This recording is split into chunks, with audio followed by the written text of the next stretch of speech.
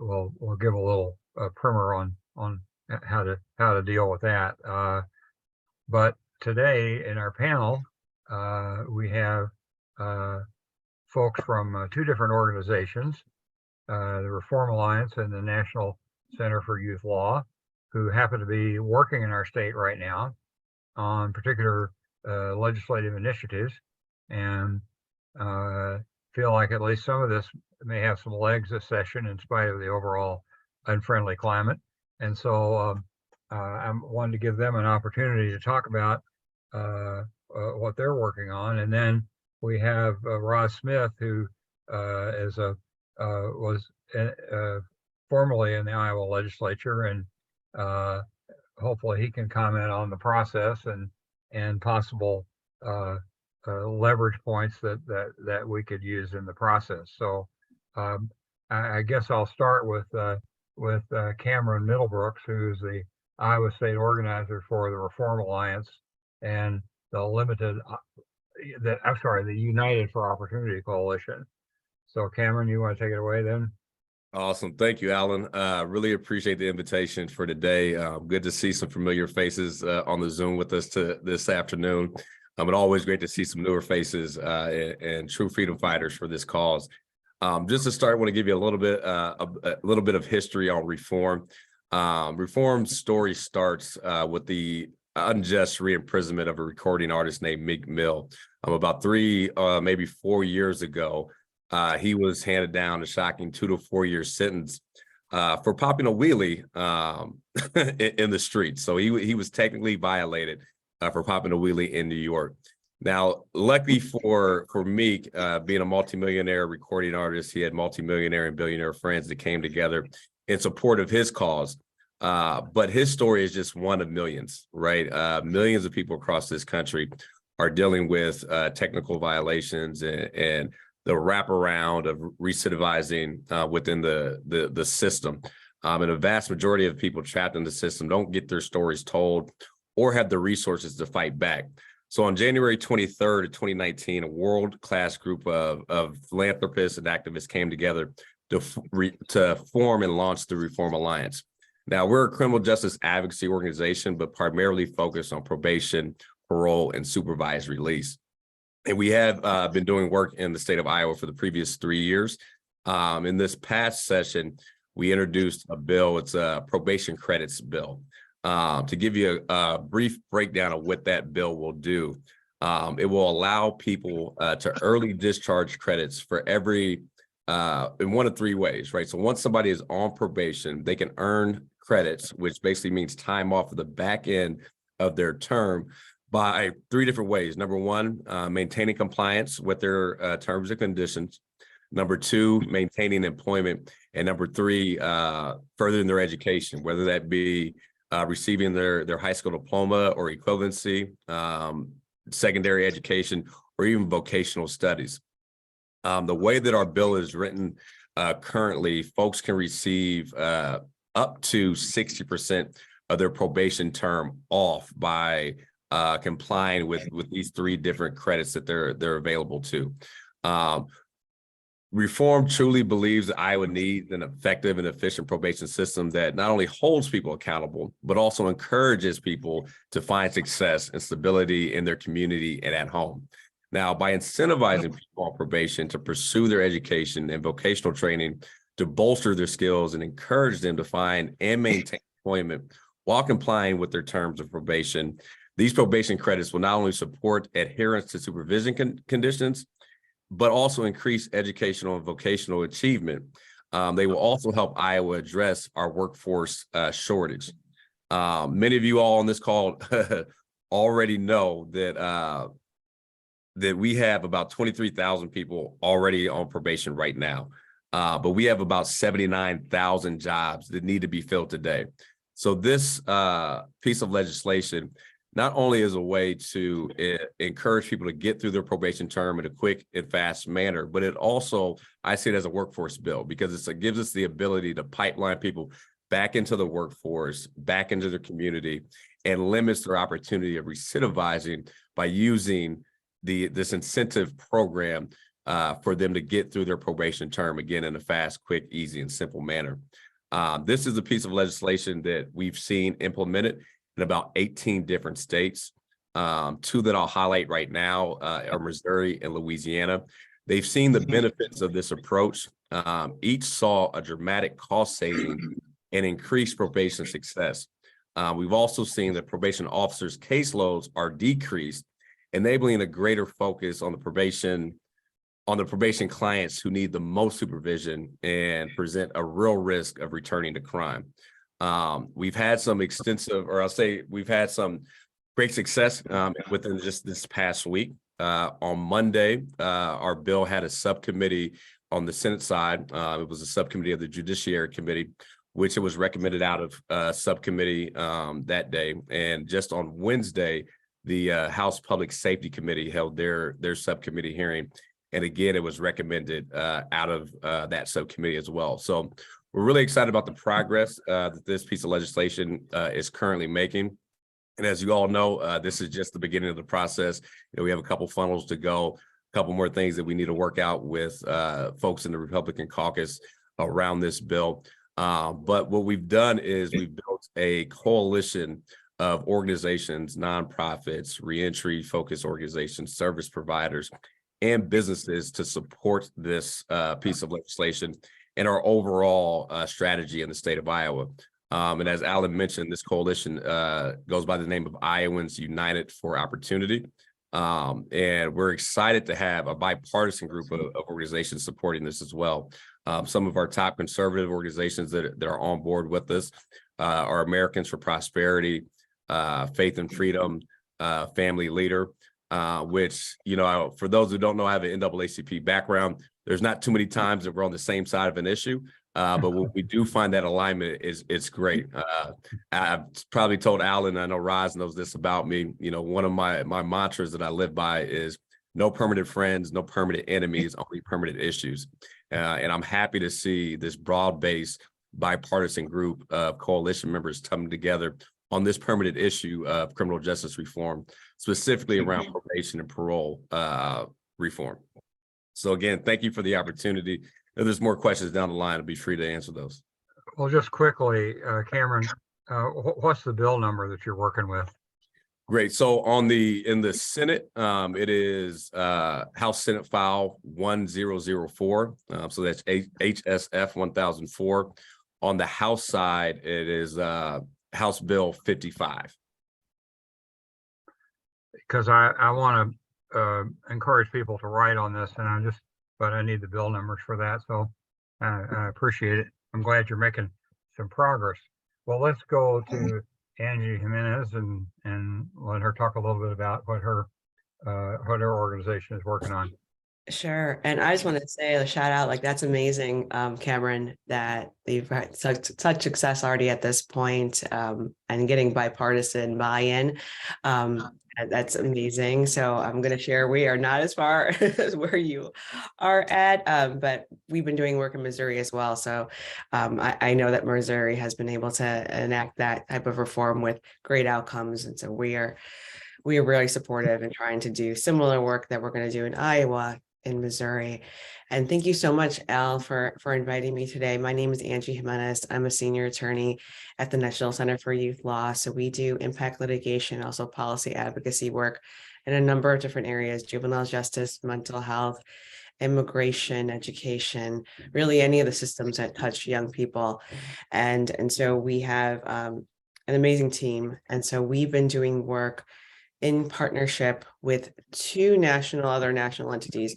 UC Berkeley has a policy advocacy clinic, and they've been doing work nationwide on fines and fees, as well as Juvenile Law Center. They're based out of Philadelphia. And so we've been doing work on our own, and we just thought there's strength in numbers, right? And so we have come together and to launch a debt-free justice campaign nationwide. You can check out the information on debtfreejustice.org. We officially launched the campaign, even though we've been doing the work. We've been doing it separately, but together.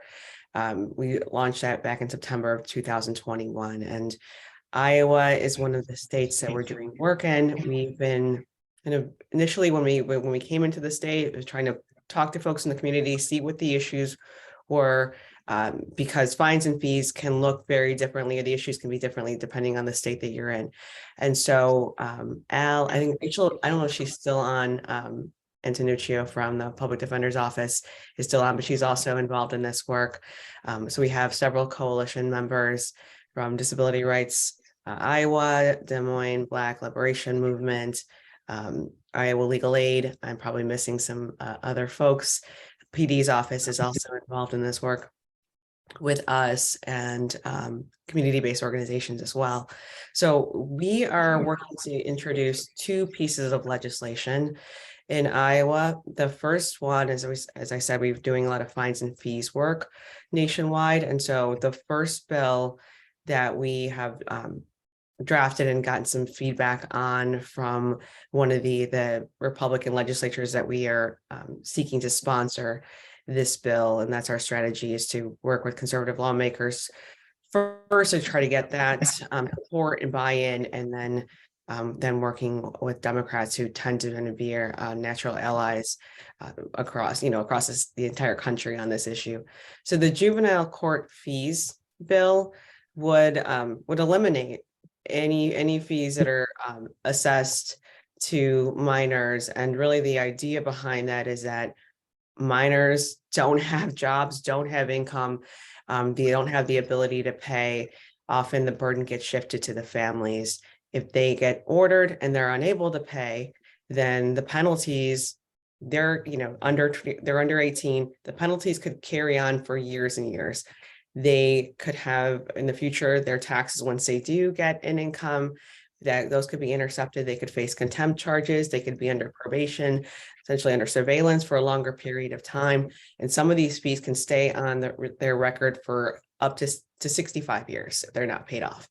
So, and for a young person, as we know, and we've really been able to kind of shift the narrative, which I think is key when we're talking about these reform changes, is that adolescents, their brains are not fully developed. The science shows it until they're 26 years old. They have the capacity for change at this age. They are different from adults. And so that's really, some of the key points that we're trying to make with this. And then the economic injustice. As we know, this is hitting folks that aren't able to afford it, hitting families as well. The racial disparities just continue to exacerbate because of these fines and fees that are imposed on young people. And just to give a little bit of info on what's happening in Iowa, which we've already talked about this morning, but that Black youth in Iowa are nearly nine times as likely as their white peers to be committed to residential facilities. So it's, we know it's one of the highest rates of disparity nationwide, and that just continues to just grow if we have these fees that folks are unable to pay.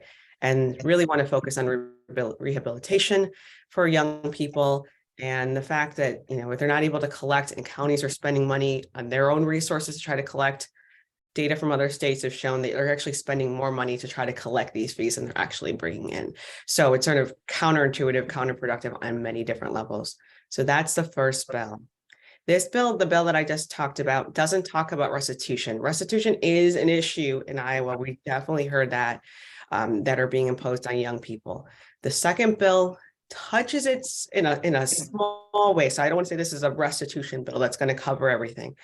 And I'm sure everyone in this group is familiar with the Piper Lewis's case. So that really kind of got our coalition members wanting to do some advocacy with this and trying to determine how we're going to do this. So we've done it in a couple of different ways. We have a team that works with survivors of sexual exploitation at our organization. They're actually working directly with Piper. That case is still, there's new charges, so that is still a pending case. But when we got involved, this was in the fall. And so this was after, the trial was, I think there were actually sentencing was happening. And so there was a hearing that went over the course of about almost a week. And ultimately, and I don't know if I need to go over some of the facts of the case, but this is involving a young at the time 15-year-old who was sex trafficked with someone. She had been in the foster system as a child and adopted and 3 years old. And things were kind of moving in a positive direction until her adoptive parents split up. And then there was just a lot of turmoil in that dynamic in the family. And so she was kind of a push out. We don't want to say runaway because of the circumstances in the case that the attorney shared with us, and it came out during sentencing, that sort of pushed out, and so really vulnerable. And so she met an older man who was being trafficked, and then killed her. It was actually not that person that originally trafficked her. It was another man who I think they was at exchange like $50 worth of marijuana to assault her repeatedly. And so she faced first-degree murder charges that eventually became a deferred sentence or deferred agreement. And so there was a number of conditions associated with that. And one of them was a mandatory $150,000. There's court fines of about $4,000, but she was also ordered to pay $150,000. There is a law on the books that says that if what the defendant, the actions resulted in the death of another person, that is mandated by Iowa statute. And the judge on the record at the sentencing hearing said, nothing I can do about it. Essentially, my hands are tied. And there was a GoFundMe campaign that did cover those fees, but not every story, as Cameron mentioned, like not all of these stories get national attention and in this kind of response. There are other cases where this happens and it goes completely unnoticed. It doesn't, no one hears about it. And so we wanted to do something about that. So the other bill that we have would kind of have a carve out that say that would not apply. This $150,000 mandated order of restitution would not apply to minors or to individuals that are found by the court to be victims of trafficking. And so that would preclude them. And so we've been working. I don't have a bill numbers haven't been filed yet. We're hoping within the next few days that can happen. We've gotten another draft back. So that's what we're kind of in the process of reworking some of the language on the juvenile court fees bill. And I think the restitution bill might go forward as the way that we had it drafted. So we're hoping to have this and really, like I said, be able to share that the trauma, and this is in that particular case, of course, but we're finding with a lot of folks that are in the system that are adjudicated, that they, the sort of the victim offender dichotomy that we often find, that those folks that are arrested and charged have also experienced significant trauma in their lives. And so it's not as clear as the other narrative tends to be. And so recognizing that and how these harsh penalties can push young people further into the system and just completely, multiply the trauma that they've experienced and not have the outcomes that we need to have for our young people, give them an opportunity. We talk about second chances, and this is the group that we would really want to be able to advocate for. And some of these kids, I would honestly say, never got a first chance. So that we need to have more programs in the community and really be able to build up the supports for when they re-enter, and actually other supports to prevent entry at all. So that is, and now hopefully, once we get numbers and we get things that are filed, that we can share that with the group. Because I know you said you're going to do some advocacy, get everybody together so that they can contact their lawmakers on some of these reform bills. So are you working, I see where Cam is working with specific people in the legislature. Yes. Do you have people identified, particularly on the majority party, that might be supportive then? Yes, we've met with Representative Eddie Andrews, and we have met with, they're both Republicans, and Representative Jeff Shipley. And so those are the folks that we have they know we're still trying to reach, we were trying to reach senators on, have not had a chance to reach out. We thought that we could get some support there, but those are the folks, and we have interest from both at this, but they're trying to get commitments from the leaders in the judiciary committee to kind of move that forward. And so that's kind of what they're working on, and then the draft. So those are the two lawmakers that we've been working with. Yeah, Jeff Taylor in the Senate has been an ally on some of these issues, and he might be a good one to try to pull in. He's been very receptive to some of the stuff we've been doing on lifers, and so I don't know that that means he'll support everything, but at least he's been very willing to listen to us on these other issues. Okay. Well, Roz, what can you comment about the overall process, and what if anything is going to lead to any success in all this? Yeah, no, thanks, Al, for having me. And it's great to hear from our other panelists as well, with Angie and Cameron, about some of the things that they're working on and kind of other hopes and the ambitions for this legislative session, some of the work that they've put into it. I think my perspective may be a little bit different. I'll try to have it not be too jaded, y'all. So I'll be transparent on that just up front in the first place. But I think in these moments are really unique, given the legislative makeup, but I also think that these times kind of call for a strategic reflection on the how we go about really doing the work, as well as what we're really up against. I think like the time, the effort, the energy that goes into legislative policies is important that we're calculated and focused on where we exert that energy and those efforts and that time, that we're really focused on where we're going. And I think this is more of a finite approach, right? Where we're being really targeted on specific policies and directions and things that we want to make movement on, because of the effort it'll take to make those gains, right? The coalitions that you have to build to make that significant impact. I think if we're having this conversation 8 years ago, we may have had a list of 15 to 20 different priorities that we're going to be pushing for. I think this is one of the moments where less is more, and let's set our sights on achieving 3 to 5 things, right? Maybe getting 3 bills pushed through and having 1 success at the end of the year, understanding what that may take from us as a collective going forward doing that work.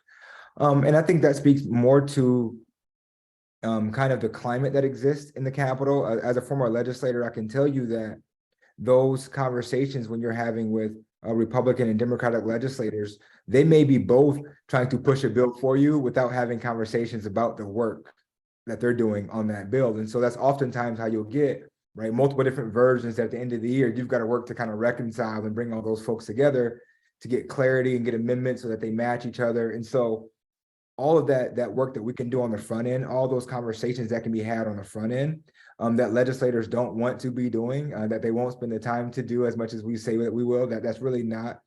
And at this time of session, right, when there's funnels coming up and we've seen things like the voucher bill already kind of kick off this year, there's a lot happening in these caucuses that is moving at this time of the year. And so if we can front load the work for legislators, they're much more likely to jump on board when we need them to, if they're educated and informed about the topic, but don't have to maybe do all the nitty gritty stuff. And so that's a little bit of kind of some behind the scenes things that I would kind of advise as you're looking at it. But I think secondarily to that too, is I think we got to shift the focus from thinking, right, that their either side is really on our team when it comes to the overarching goal aspect of this. I think, remember you talked about, right, there's no permanent enemies, no permanent allies, it's permanent policies or issues. And I think that that's so key as we look at this, because at the end of the day, I think the motivation for elected officials when it comes to the work in the office is a constant conflict in this time. It's a constant conflict between what do I do to get reelected and how do I get here to make some change.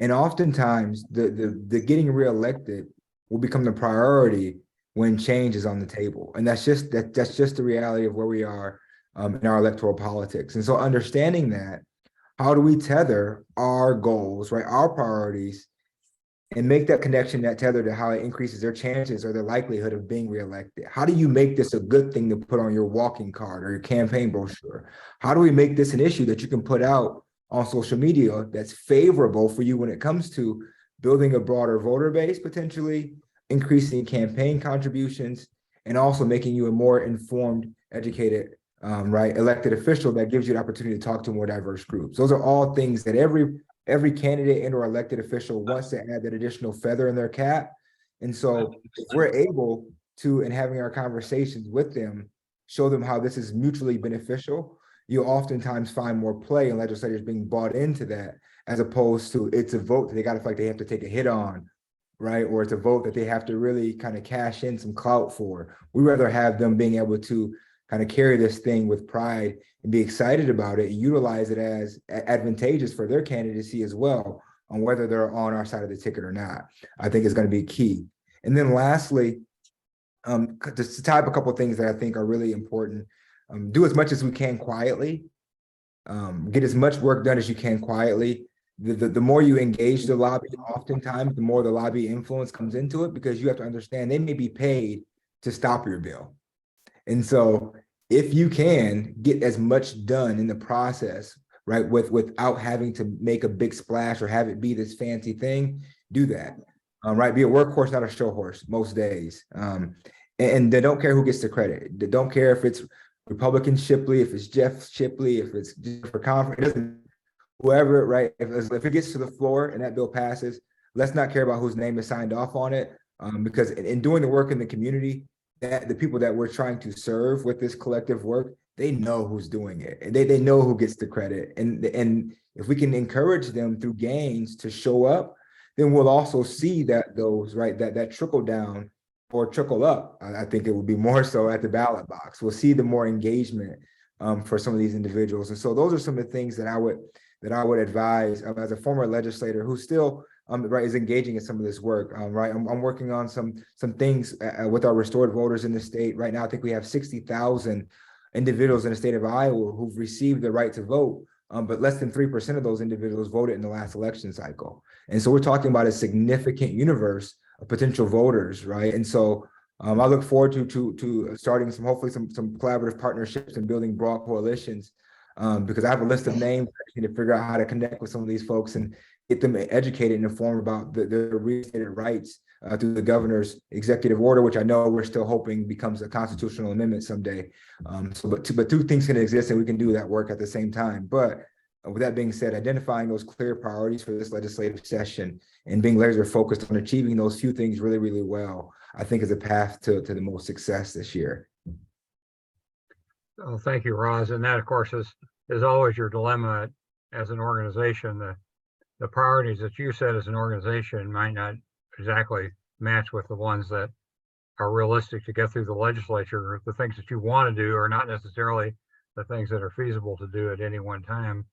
So you can set priorities, but then you need to be nimble in terms of, responding to the conditions that you face. And I think we've tried to do that with our life without parole reform measures that Sue has been so involved in. And it will seem like something like that has some legs and is getting bipartisan support, but then it seems to bump up against key people in the leadership that just don't want to see any kind of change. And so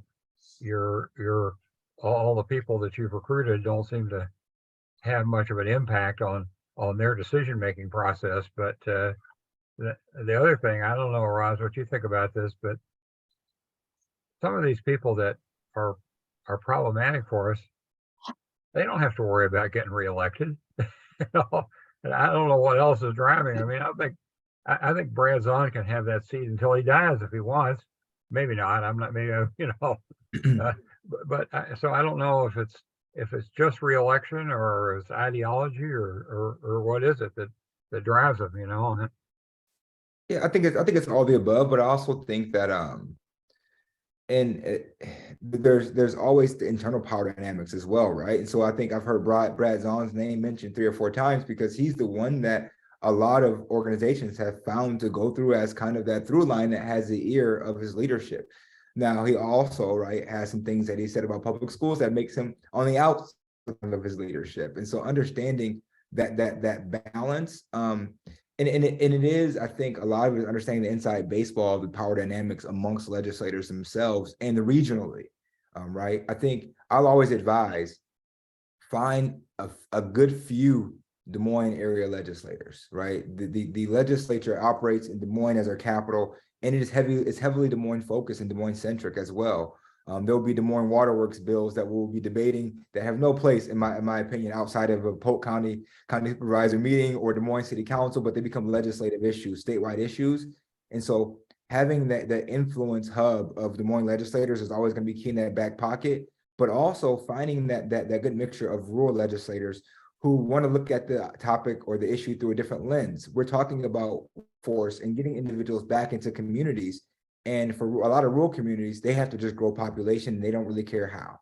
And if they have a workforce solution that they can talk to and sell to back home to the folks on the local city councils and local main streets and potential employers that are coming to the community, that's a hook for them. And so I think it's less about the usual suspects. I think in my notes I wrote down, find the unusual champion.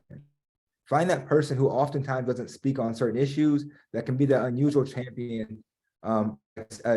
Representative or Senator Segrist, would have been that person back a couple years ago. He's probably not there. He's not there anymore. I would say Tim Moore is sometimes somebody who can work in silence and get some of those things done. Finding up and coming leaders in the Republican caucus, like the Shannon Lundgrens, find those things that would appeal to those who are up and coming leaders as well in the Republican caucus, because then they have a reason to push a bill if there's some play in it for them. And when I say play, in legislative terms, it's got to be a win, something that they can really they can really peacock about back home, and in their newsletter take some credit for. That I think that's just the reality of we're working with. You got 150 people who think they're the best to represent their communities, and so play to that a little bit. That is the mindset of most legislators, and so we can play into that for our advantage. I think that those kind of just nuances around the edges are the things that help us be more successful in really difficult times like this. Thank you, Roz. So we have some time for questions for any of our panelists who would like to raise a question.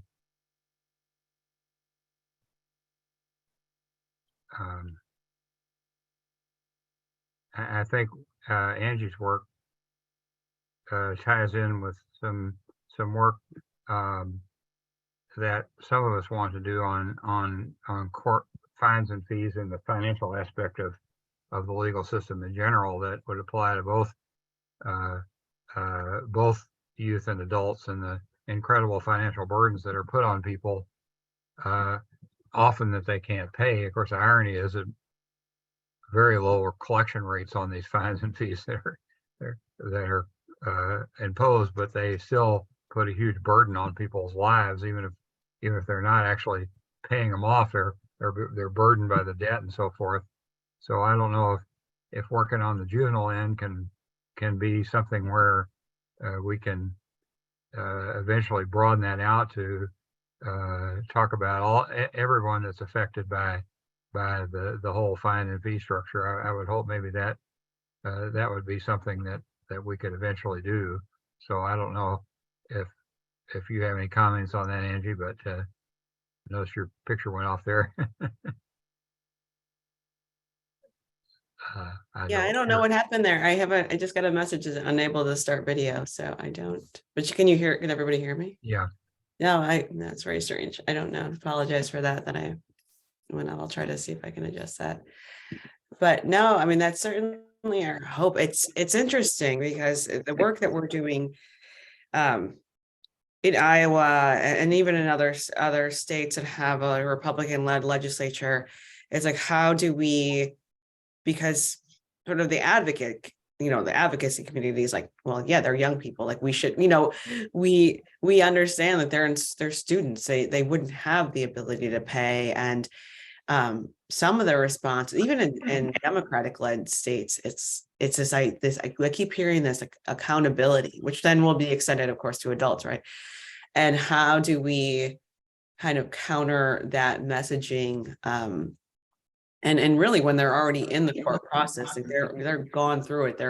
If they are on probation, there's other conditions that are placed on them, and there's other research, there's other options and programs that can help address some of these issues, like for truancy, for example, or other issues that they might be, or they might be facing charges for substance use, related to substance use, and kind of shifting that messaging to treatment and also treatment and accountability. But these fines and fees, we argue, is excessive.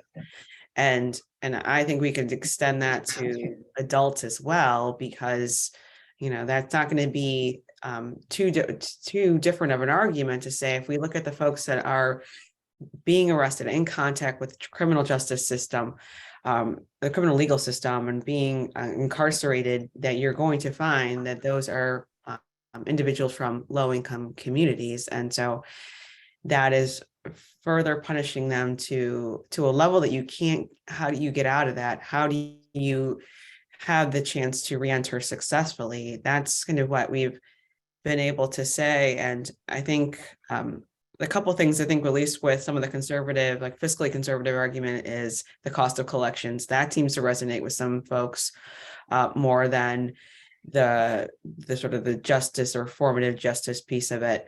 And I think the other thing is, there are some folks that are on sort of the right that are more of the evangelical beliefs, that there is a belief in reform. So that I also want to kind of lift up, as well, as we kind of think through how we can frame this, because I know there's going to be pushback, and it's like someone did something wrong, they committed a crime, so they need to pay for it, and they're a burden on the system. Their family's already paying taxes into the system, so it's also like a double tax, because then they're paying these fines.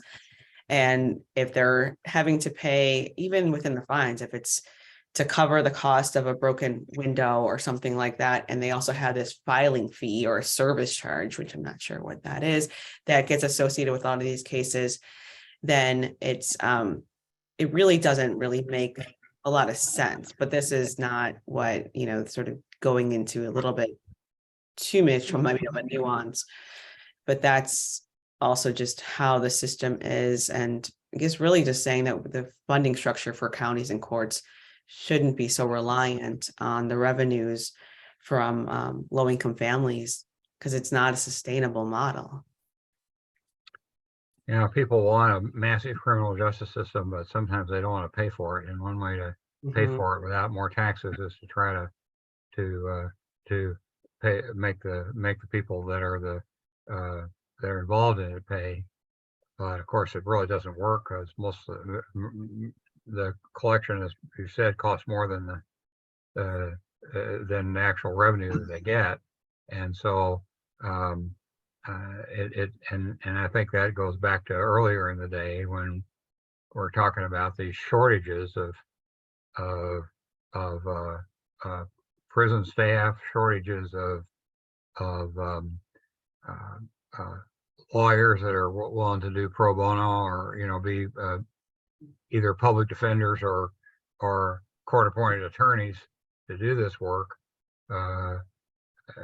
All across the board, we have, as much as we spend on criminal justice, we also have these critical shortages of things that people don't really often want to pay the money to make the criminal justice system more fair and more effective. And so that infects a lot of our discussion. Sue, you had your hand up earlier. I didn't mean to totally ignore you there.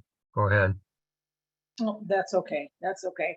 I may have missed it. I was just wondering if the reform bill for probation that was introduced, the last part of the reform, the final bill that was introduced last year that did not pass, is that the same bill that is going to be reintroduced this year?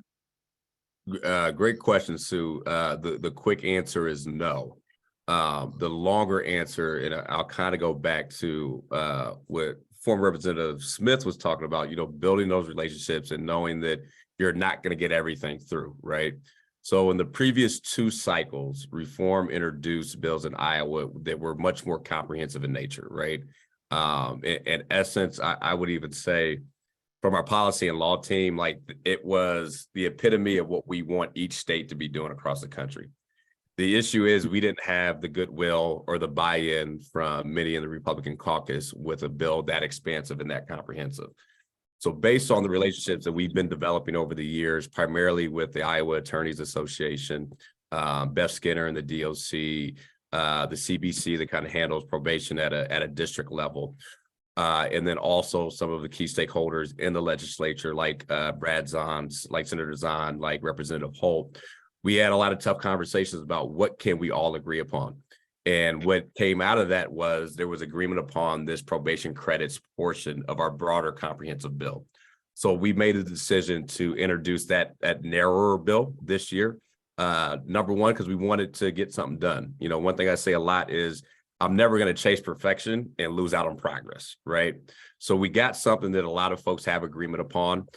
In all honesty, there's still going to be some things we have to work out with the Department of Corrections and some other key folks in the legislature to get this through. But it is not the full comprehensive bill that we wanted. But that doesn't mean we're going to stop here, right? You know, the goal is to get this probation credits bill through, continue to build up that goodwill with the legislature, with the Iowa Attorneys Association, with the DOC, to show and prove that these types of reforms are beneficial. Not only will they help to lower costs on the probation officers, and eventually the DOC if they consolidate, such as in Kim Reynolds' plan, but it also is an economic impact back into communities because we're putting people back to work. We're upskilling them. We're incentivizing themselves to upskill. We're incentivizing them to get back into the workforce. We're putting giving them opportunity to build back into our tax base. So you see that incentive for them, but then you also see the economic impact back to the communities that they come from and the homes that they have. But it's a long process, right? It has taken us a lot of time to build that goodwill. In the previous two cycles, the Attorneys Association, signed on opposed to our bills. In this cycle, with this narrower bill and through a lot of conversations, they did not sign on support, but they did not sign on opposed. And they've come to both of our hearings saying that they're good with this language. And I can tell you, at our subcommittee on Wednesday, we did not have, or in both subcommittees, we did not have a single organization speak opposed to our bill. And we, again, that broad base of support from our coalition partners and the partners that we have within state administration, for them not to hear that opposition, I think is what gave us the ability to get them out of subcommittee without issue. Sounds like you're making good progress there. Excuse me. Other questions that people have. We're gonna have to move to our next panel here in a couple of minutes, but anybody has a question that they want to ask before we close? We got some people that are really very much intimately involved in the legislative process, and I think we can all learn from them what strategies can work or not. Any other questions before we move on to the next panel? Well, it looks to me as if tenacity pays off. How long that you just keep going, but you get a conversation going, you modify some and see others. I mean, just how long have you been working on this? So Reform has been working on this in Iowa for 3 years. Well, maybe we can help you get a little bit through. Well, hey, I would appreciate it. If you guys take a look in the chat, I did put a link to our coalition page. We are always actively engaging organizations and individuals to be a part of our coalition. IJAN has already serves on the coalition. Al's made it to a couple of our calls. We meet with the coalition every other week, and then also send out email updates weekly. So Al, feel free to begin sharing those with the members here. But like I said, it's about building, those good relationships. One thing that we're going to do this year, because a lot of our Republican support see this as a workforce bill, is on February 15th, we're going to host a job fair in Des Moines, Iowa. So we have partnered with the Des Moines Partnership. They'll get about 20 to 30 employers that that will hire justice impacted individuals. So that is obviously our target market, but it's going to be open to everybody. But in addition to the job fair, we're also going to have an opportunity fair where many of our coalition partners and other service providers will be present to offer those resources to members of the justice impacted community. So it's a full wraparound service, right? Where we eventually want to go, we want to show folks that we're willing and are going to do the work wherever we can as Reform and with Iowans United for Opportunity, so they can see the full path forward and why we're going to be invested in this state for a long time. Well, thank you, Cam, and thank you, Angie, for giving us some updates. And we'll certainly, like I say, I've been connected with these two folks for a little while now, but I need to be more aggressive in getting the word out to the whole to our whole network and other interested people. And I'll certainly make a commitment to do that. And I think immediately get people writing about those bills that just came out of subcommittee, so that I guess they still have to be approved by the full committee, don't they? You think that's going to be a problem, getting the full committee approval? Man, I'm optimistically cautious right now. But like I said, it was the subcommittees was a much easier process in the previous 2 years. You know, there's again, with the consolidation that Reynolds wants to do, that they may put some barriers in place, but I think they're barriers that we can overcome, especially when it comes to cost. You know, I think we have the data to show from other states how costs do actually lower over time, and that economic impact actually overlays the actual cost to the state, right? Mm-hmm.